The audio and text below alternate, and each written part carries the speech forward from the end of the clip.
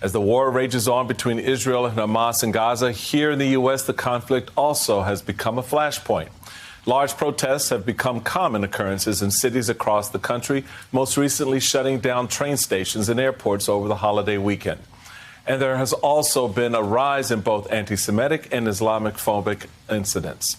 Joining me to talk about how we can find some common ground is Reverend Dr. Jackie Lewis, Senior Minister at the Middle Collegiate Church and the author of Fierce Love, A Bold Path to Ferocious Courage and a Rule-Breaking Kindness that can help heal the world. Rabbi Barat Ellman, who teaches courses on Judaism and theology at Fordham University, and Dr. Hussein Rashid, academic speaker and educator. Welcome to all of you. I was really looking forward to this conversation. Reverend Dr. Lewis, you were on this program with Dr. Rashid back in October when the war in Gaza first began. Has any of your views or your advice to congregants changed since then? Thank you for having us. No, I would say actually my grief, as I think the world has increased, has sharpened. It's catastrophic. I don't think any of us expected this conflict and this violence to last this long. So I'm more doubled down, if you will, on my call as a Christian clergy to peace, especially in this time. It's our holy days. We just finished Hanukkah. We celebrate the birth of a Jewish baby born to poor parents, born in Bethlehem, raised in Nazareth. My people call him a Jewish Palestinian baby who grew up to teach us to love our neighbor as ourselves. It is crushing to the bone to see in this holy time so many dead bodies, all of the dead children, all of the grieving parents, the hostages still in captivity. I cry every day, and I cry the same cry. Please, God, let there be peace on earth, and let it begin with us. Rabbi, what advice do you give members of your faith community who may be feeling just overwhelmed by all of this? This news is coming from overseas, many of whom may have relatives and friends. And how are they dealing with that tension here at home? It's, first of all, very difficult to say something about the community as a whole.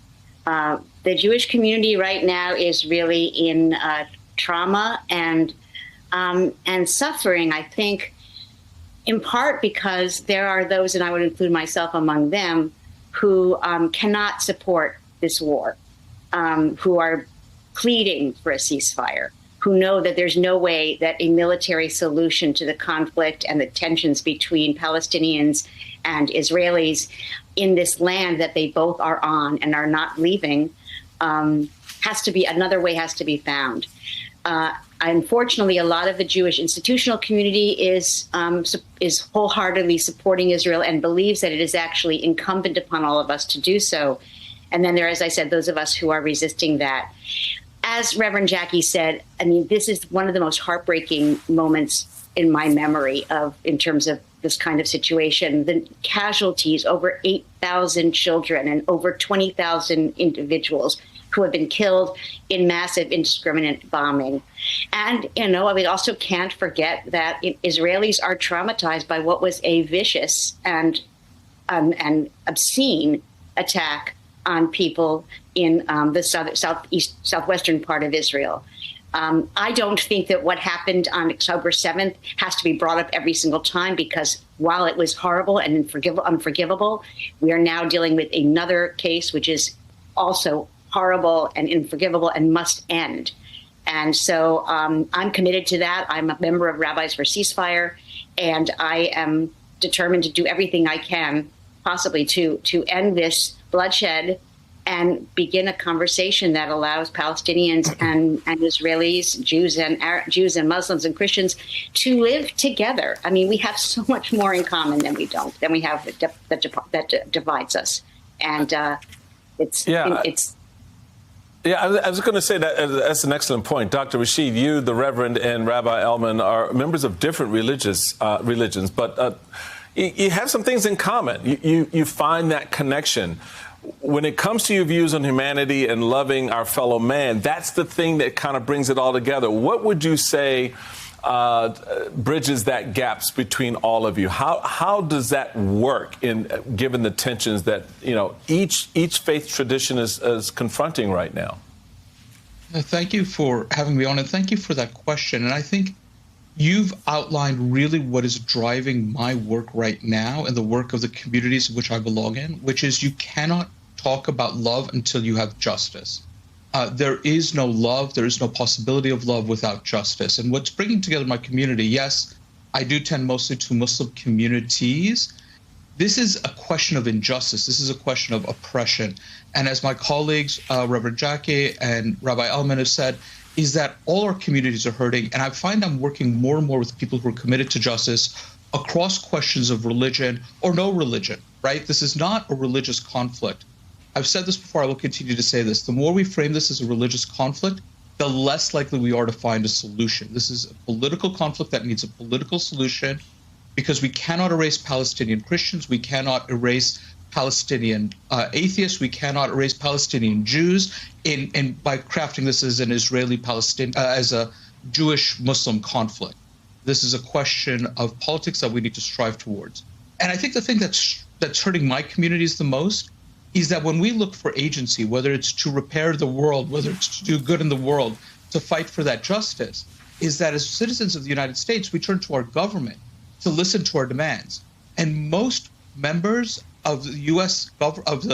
population are calling for a ceasefire, and our government doesn't wish to listen.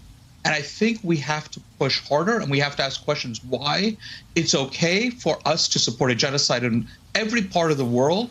We're not opposing the genocide against the Uyghurs. We're not opposing the genocide against the Palestinians, but we're committed to opposing occupation of Ukraine.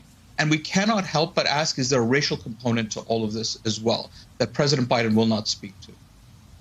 Reverend Lewis, there have been a number of stories written about a generational divide when it comes to how young people are approaching and viewing this war versus older generations, a divide that's more political than it is religious.